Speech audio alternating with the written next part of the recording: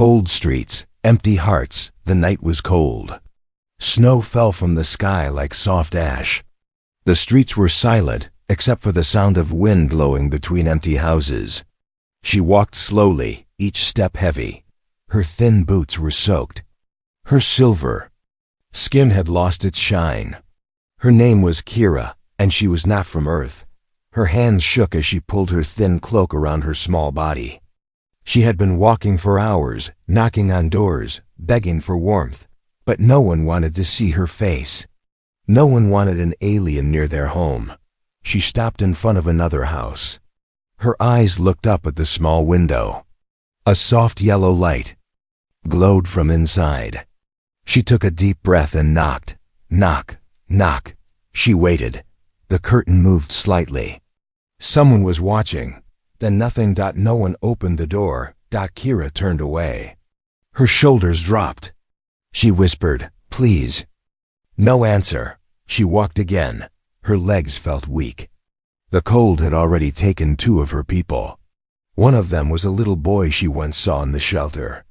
The other was an old woman who had wrapped her arms around her grandson and died quietly. She came to the next house. This one had no lights. She knocked again, slower this time. Knock. Nothing. Her fingers were numb now. Her nose burned. Her breath came out in weak clouds. She looked up at the sky. Snowflakes touched her face like tiny knives. She remembered her sister Lena, her laugh, her voice, the way she hugged her when they were scared. But Lena was gone now, lost to the cold. Kira had no one left. She dropped to her knees on the snowy ground. Was this it? Was this how her life would end?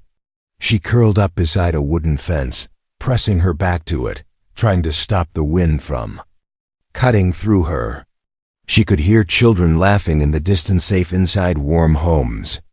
The sound felt like a dream, something from a life she could never have. Footsteps passed nearby. Someone walking quickly. Kira looked up with weak eyes, but they didn't stop. Just another human avoiding her. Another closed heart. She started to fall asleep. She knew she shouldn't. She had heard stories. If you sleep in the cold, you never wake up.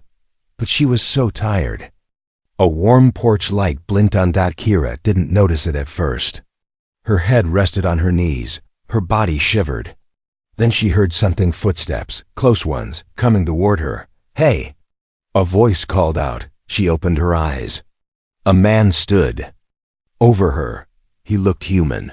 Brown hair, rough coat, worn boots. Strong hands. "What are you doing out here?" he asked, frowning. She tried to speak, but her lips were stiff. Cold." The man crouched down. "You're freezing. Can you stand?" She shook her head slowly. Without another word, he reached down and gently lifted her into his arms. "Come on. You're not dying out here," he muttered. Kira felt heat for the first time. His coat was warm. His breath smelled like coffee and smoke. He carried her to his porch, opened the door, and stepped inside. Warmth hit her like a wave. A fire crackled in the corner. The room smelled of wood, food, and something she didn't know, but it made her feel safe. He laid her gently on a soft couch. Then he threw a thick blanket over her. "Stay there," he said. He disappeared into the kitchen and came back with a steaming mug. "It's broth. Drink it." She held the cup with shaking hands. It burned her fingers, but she didn't care. She sipped slowly, then looked at him. "Why?" "Did you open?" she whispered. The man shrugged. "Because you were dying. What kind of person closes their door to that?" Kira stared at him. No one had spoken to her like that in a long time. No one had looked at her with anything but fear. He stood up. "I'm Ethan," he said. "Don't worry. You're safe here tonight." Safe, that word felt strange. Like it belonged to someone else. Kira clutched the blanket tighter. Her body still hurt, but her heart ached more.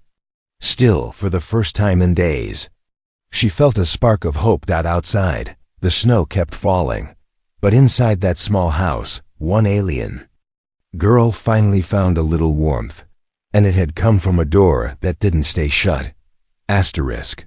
Ethan watched the girl sleep near the fire. Her body was small, curled under the blanket like a scared animal. Her silver skin caught the light from the flames, giving her an otherworldly glow. She didn't look dangerous. She looked fragile. He didn't know what made him open the door. That night, maybe it was the silence between her knocks. Maybe it was the way she had collapsed, as if she had no fight left. Or maybe it was because the world had already turned too cold, and someone needed to care. He sat on a wooden chair across from her. In his hands, a half-full mug of tea steamed, forgotten. His mind raced. She was an alien. That much was clear. He had seen her kind on the news. Refugees, outlaws, survivors, whatever the government decided to call them that day. Most humans locked their doors and shut their blinds. They were told not to help. It's for your safety, the news repeated.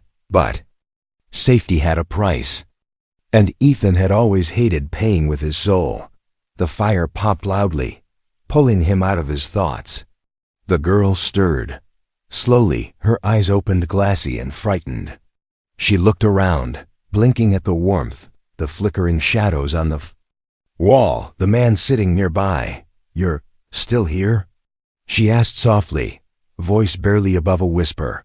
"Where else would I be?" He answered. She tried to sit up, groaning slightly. Ethan stood and helped adjust the pillow behind her. "I thought I'd wake up alone," she said. "You didn't," he replied simply. "You were half frozen when I found you." She nodded, her hands gripping the blanket tighter. "I remember knocking. So many houses, no one opened. Some looked at me and shut the lights. I almost gave up. People are scared," Ethan said. "Scared of anything different." She looked at him, something sharp in her eyes. "Are you?" Ethan paused. "I don't know, maybe, but not enough to leave someone dying on my porch." She watched him carefully, trying to understand. Her kind had learned not to trust easily. Too many promises were broken. Too many doors slammed. "I'm Kira," she said quietly, "from Sorotal, before it was taken." "Sorotal," Ethan repeated. "I remember that name from the news. They said it was uninhabitable now, poisoned skies." She nodded slowly. "Our people scattered, some came here. Earth was supposed to be a new home, but humans changed their minds." Ethan didn't argue. He'd seen it himself. First, they welcomed the aliens. Then came fear, then rules, then silence. "You can rest here as long as you need," he said. "I live alone. No one checks on me. You're safe." Kira's eyes filled with tears. Not big ones, just a shimmer, like morning dew.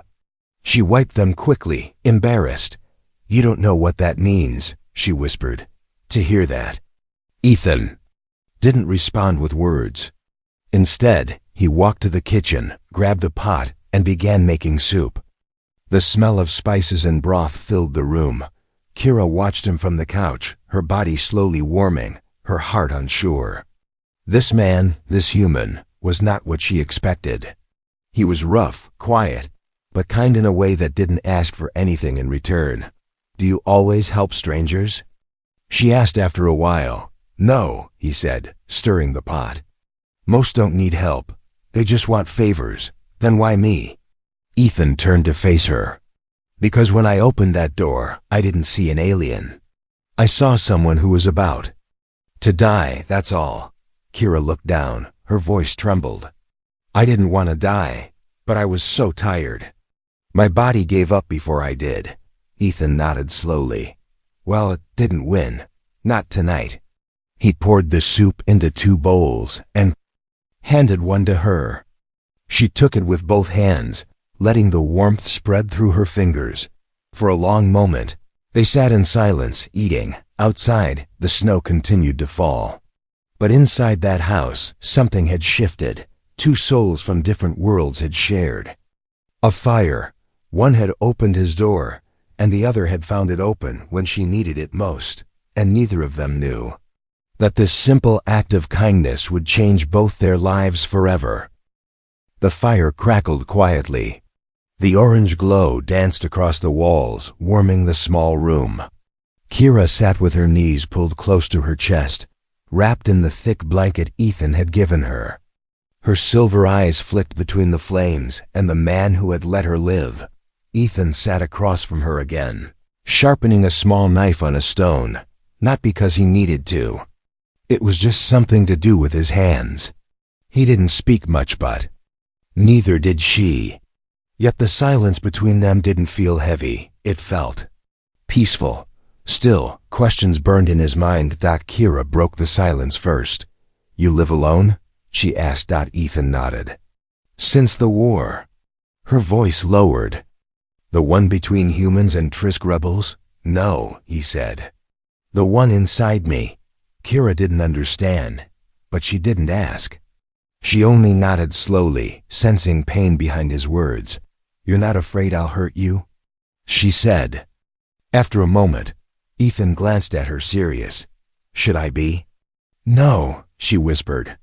"But most people think we're all dangerous. That we'll take from them. That we're thieves." Ethan shrugged.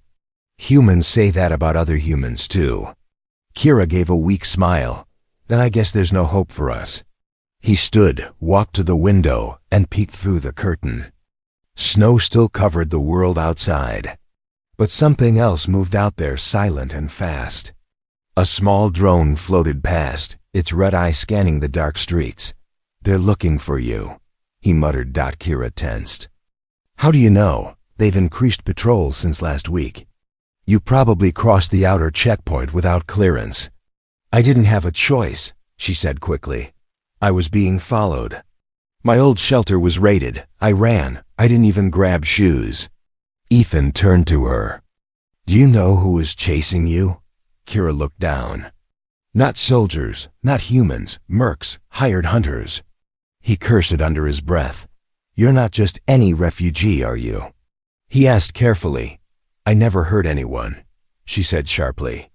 "I only survived. That's not what I asked." Her hands tightened around the blanket. She didn't want to say more. Not yet. But her silence gave him enough answers. He sighed and rubbed his eyes. "You should know.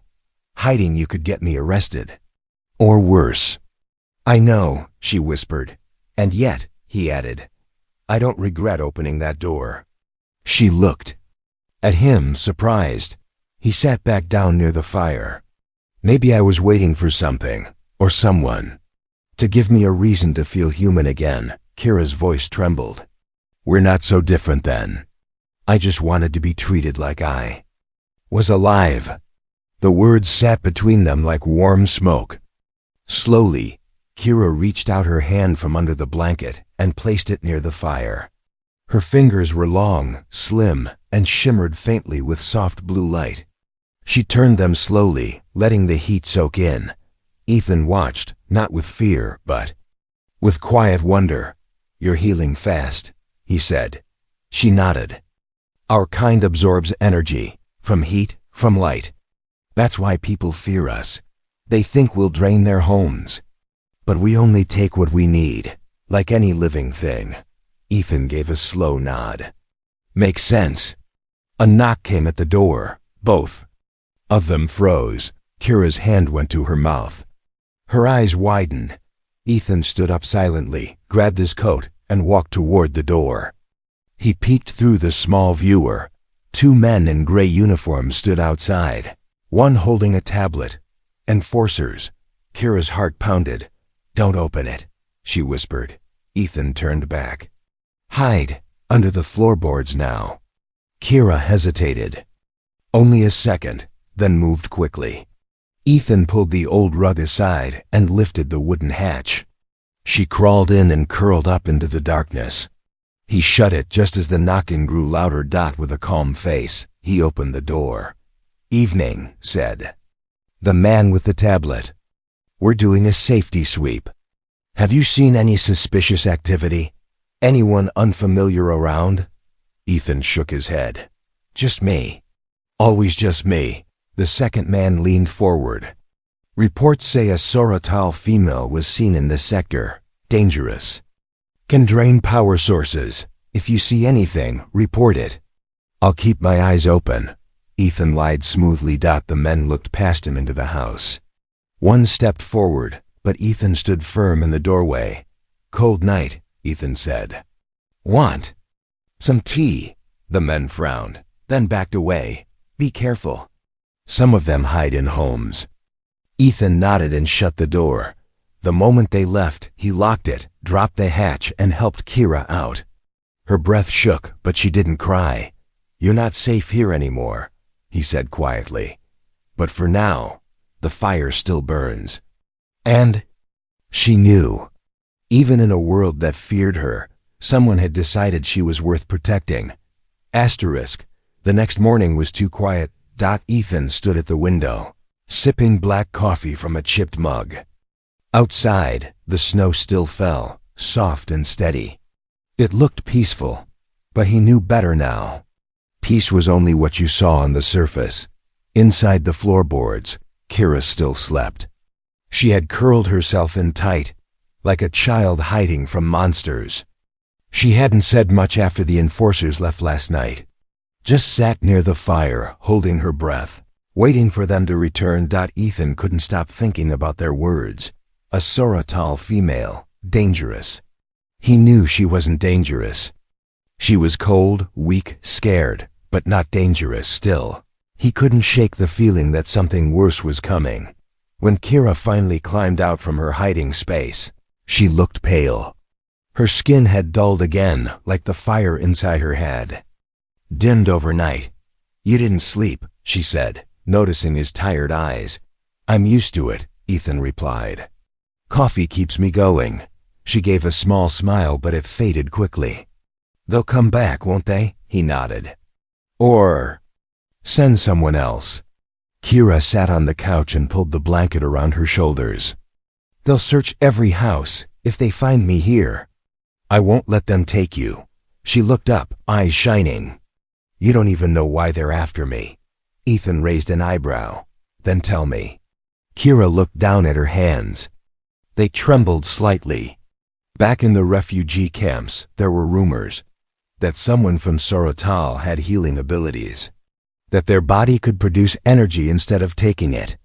The humans wanted that power, so did the mercs. They started hunting for the source. She paused. It was me. I didn't ask for it. I didn't even know I had it until I healed a child's broken leg with just a touch. Ethan blinked. You can heal? Kira nodded slowly. Only sometimes. Only when I'm strong. But the moment they saw what I could do, they marked me. He rubbed the back of his neck. You're not just any refugee. You're valuable. To them, maybe, but to me, it's a curse. She stood and walked slowly to the fire. I didn't want this power. I only wanted to survive. A sudden loud thump came from outside. Ethan rushed to the door and peeked through the curtain. A black drone had landed in the snow, scanning. It moved slowly, sending out red beams in every direction. Another one followed. And then two men in dark armor appeared at the edge of the street. Not enforcers. These were different. Private, quiet, dangerous. Kira's voice came from behind. Him, mercenaries. Ethan grabbed her wrist.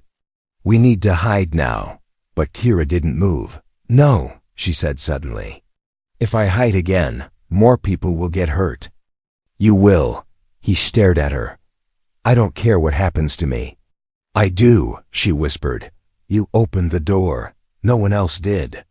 The front door shook. Bang, bang. Open up, a voice called. Routine power check. Ethan narrowed. His eyes, liars. They're scanning for life forms. Kira stepped back, breathing fast. I can't let them take me. If they do, they'll turn me into a tool, a lab subject. They'll cut me open to understand how I work. Ethan moved. Quickly, he opened the hidden hatch under the rug again, but Kira didn't go down. No, she said firmly. There's another way. She reached out and placed her palm against the wall. A soft blue glow spread through the wood. The lights flickered, then died. The fire dimmed to ash. The entire house went dark. They can't scan what they can't see, she said. Ethan watched in shock.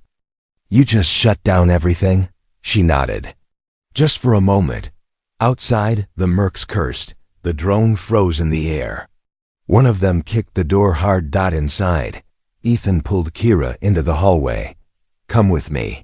They rushed through the back of the house, through a small room with broken shelves, and into the cellar.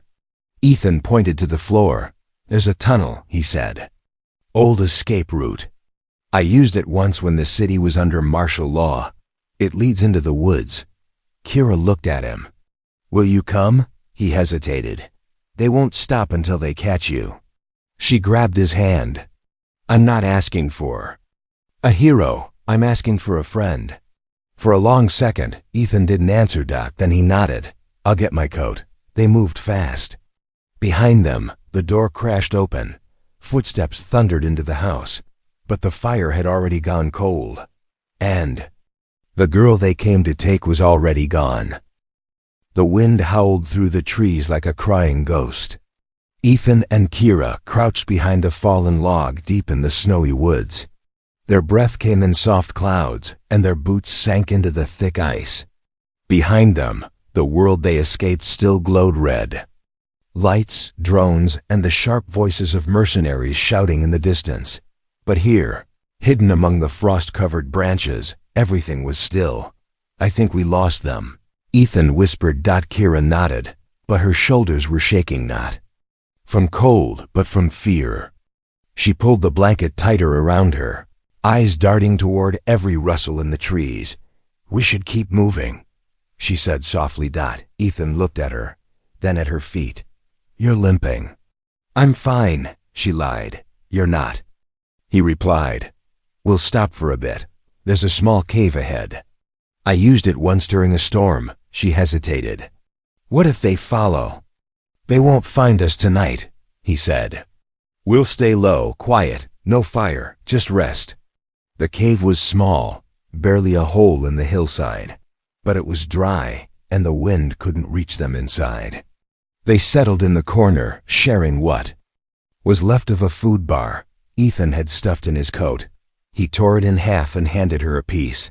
You should eat, he said. Kira took it but didn't bite.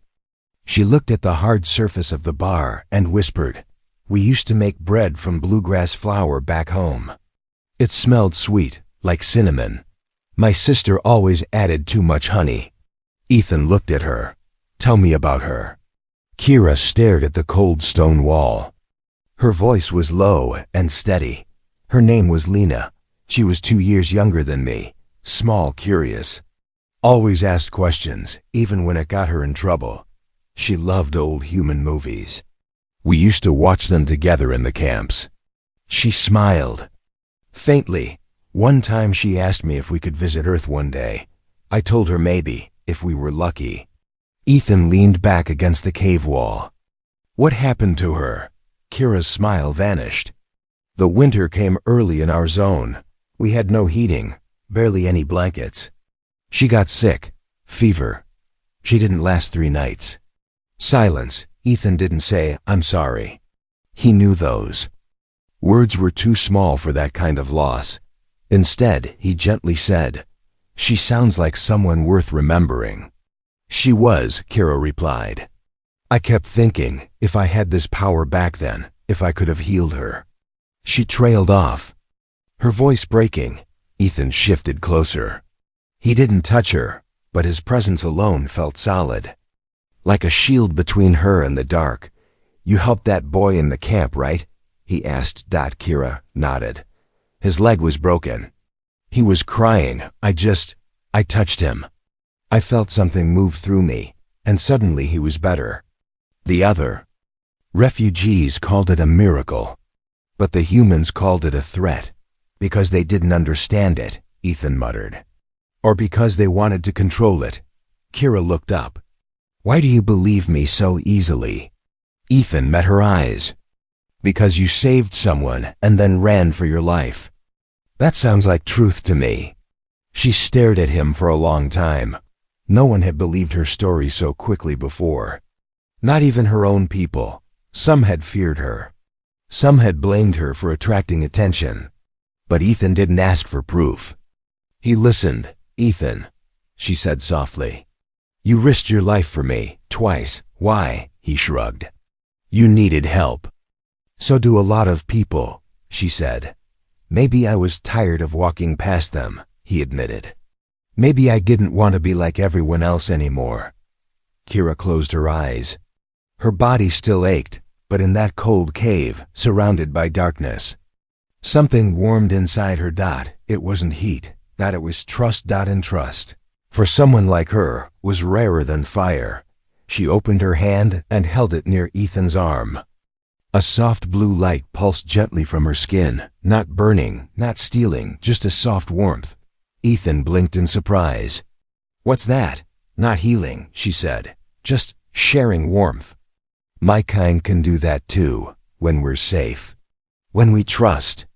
He smiled and held out his hand, and in that cave, with no fire, no light, no home, two strangers shared warmth like old friends. Not because they had to, but because they both knew what it felt like to be left out in the cold. The snow had slowed by morning, but the world still felt frozen. Ethan stepped out of the cave quietly, his boots crunching the icy ground. He scanned the woods, no movement, no drones, no sounds, but the trees groaning in the wind. Still he didn't trust the silence. Silence, he had learned, was where danger waited. Back inside the cave, Kira sat hugging her knees. Her silver skin looked dull in the faint morning light. She was tired, thinner than she had been even 2 days ago. Her powers needed warmth and energy, but out here, there was little of either. Ethan crouched beside her and placed a hand on her shoulder. "We can't stay here," he said. "I know," she replied softly. "But I don't know where to go." "I do." Kira looked up, surprised. "There's a place past the river bend," he explained. "Old resistance tunnels. They used them back when humans fought each other. They're abandoned now. But I know someone who still watches the northern end." "Who?" she asked. Ethan's face tightened. "An old friend. He owes me. And he hates the government more than he hates aliens." Kira raised an eyebrow. "That's not saying much." He gave a small grin. "No, but it's enough." She hesitated. "Will it be safe?" "It's not about safety anymore," Ethan said. "It's about survival." Kira nodded slowly. "Then let's move." They walked through the forest all day, keeping low, avoiding the roads. Ethan led the way, stopping now and then to check his old map. The wind had softened, but the air still bit at their skin. Kira kept up, but Ethan could see her slowing down. Her breath came heavier with each step. She didn't complain, but she didn't have to. They stopped near a frozen stream to rest. Ethan handed her a piece of dried fruit from his pocket. She took it with shaky fingers. "You okay?" he asked. Kira gave a weak smile. "Still breathing." He crouched beside her. "You're running low, aren't you?" "On energy." She didn't answer, but her silence said enough. Ethan reached into his coat, pulled out a small heat pack, and cracked it between his palms. It warmed instantly. He handed it to her. "Here, hold it close. Steal as much heat as you need." She took it and cupped it gently, letting the soft glow soak into her skin. "I won't drain you," she whispered. "You already are," he joked. "But I don't mind." She smiled. It was the first real smile since they left his home. As they moved again, the sky darkened. The clouds turned heavy and low. Snow started falling once more, but Ethan saw something else. Tracks. Not theirs. Boot prints. Heavy ones. Several pairs. He knelt and touched the snow. "Fresh. Mercs?" Kira asked, stepping beside him. "Too clean," he said. "Military. Trained." She swallowed hard. "They're ahead of us?" "No," he said, eyes narrowing. "There." Circling. They both knew what that meant. Their time was running out. By the time they reached the edge of the old industrial sector, night had fallen. Towers of rusted metal stood like skeletons. Long dead buildings loomed over them, windows shattered in black. "This place gives me chills," Kira muttered. "That's fair," Ethan said. "A lot of people died here during the rebellion." He led her through a tight alleyway then. Knocked 3 times on a steel door. Nothing. Then a sharp click, a slot opened. A pair of cold eyes stared out. "Password," the voice said. Ethan leaned forward. "Blackbird sings at dusk." The door opened. Behind it stood a tall man with one metal arm and a scar across his chin. "Ethan," the man said, not smiling. "I figured you were dead." "Not yet," Ethan replied. "But I might be if you slammed this door." The man looked at Kira. "Is she what I think she is?" "She's who I'm protecting," Ethan said. "Can you get us through the tunnels?" The man stepped back. "Inside." Quickly. They entered the underground station. It was damp and cold, but safe for now. The man, whose name was Rel, lit a small lantern and handed them blankets. "Those tunnels haven't been used in years," he said. "But I'll guide you to the edge of the restricted zone. After that, you're on your own." Ethan nodded. "That's all we need." Kira looked at him. "Why are you helping us?" Rel shrugged. "Because I hate the people chasing you more than I hate the cold. And because Ethan once saved my life, I don't forget debts." As they rested that night, Kira lay awake beside the dying lantern. She watched Ethan sleep, curled against the wall like an old soldier who never fully relaxed. She thought of her sister, of the doors that had stayed shut, and of the one that hadn't. Now, as the escape plan moved forward, she knew something had changed in her. She wasn't just surviving anymore. She was fighting to live. The tunnels were darker than night. Every step echoed in the silence as Ethan led the way, holding a small lantern that barely lit the path ahead. Beside him, Kira moved carefully, her body weak but her eyes alert. Behind them, Rel walked in silence, his metal arm clicking with every shift. Water dripped from the ceiling. Rusted pipes ran along the walls like veins from a dead world. The air smelled like old metal and forgotten dust. "These tunnels go under the border wall," Rel whispered.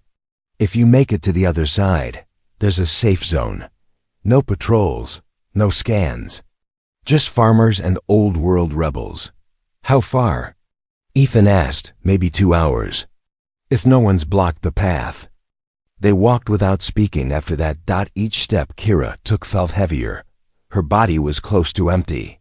Her glow had faded, and even her breath came slower.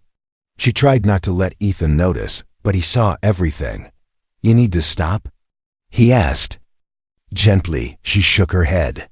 "If I stop now, I may not get up again." So they pressed forward, but trouble came faster than they thought. Up ahead, the tunnel narrowed, and the light from Ethan's lantern hit something metallic. Stacked crates, power equipment, cables, and soldiers. 3 of them, fully armed, blocking the path. Ethan quickly pushed Kira and Rel behind a corner wall. His heart pounded in his chest. "They're here already," he whispered. "They knew." "Someone talked," Rel muttered. "Or they tracked your body heat." Kira leaned against the wall, her legs wobbling. "We can't go back. They'll search behind us soon." Ethan turned to Rel. "Any other exit?" "One, but it's dangerous, flooded section. No map.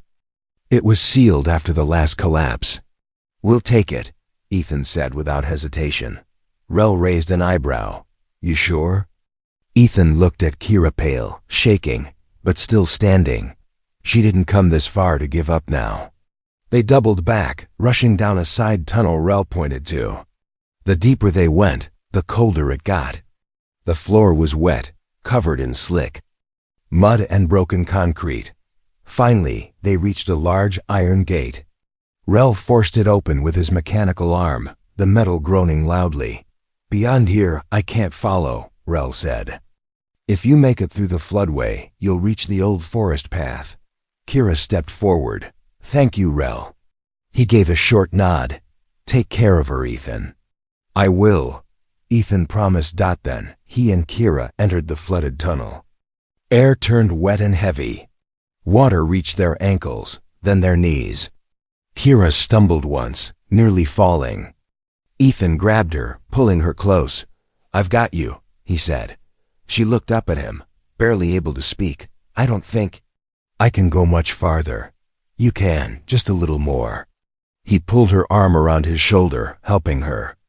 Walk. She leaned on him completely now. Her body trembled, but her eyes stayed locked forward.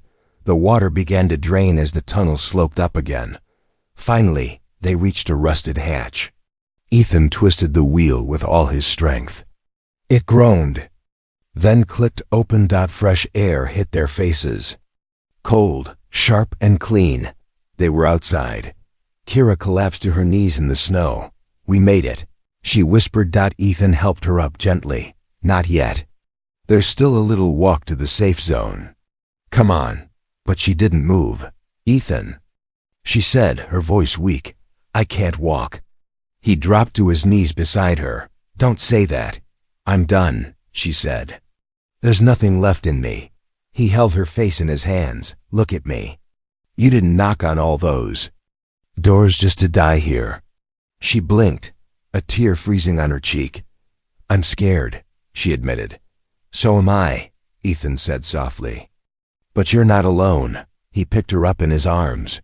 She was too light. But he carried her, step by step, through the snow-covered woods.